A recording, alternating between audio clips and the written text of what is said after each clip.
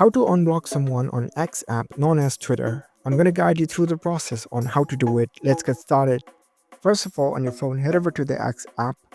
After you are in the app, make sure that you are logged in with your account. Once you are logged in, you will see this kind of app interface. Now, in order to unblock someone on Twitter, you need to head over to their profile. You can head over to the profile that you have blocked. You can tap on the search bar and search for the profile name, or else you can go to your profile.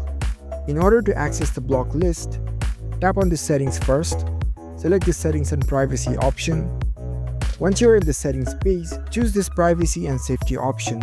Next up, choose this mute and block section. Over here, you'll see this blocked account option. Tap on this. Here, you'll find the list of accounts that you have blocked from your account. Tap on the profile that you want to unblock. It'll take you to their profile. And over here you can see this block button. Tap on it. It'll ask you if you want to unblock this account.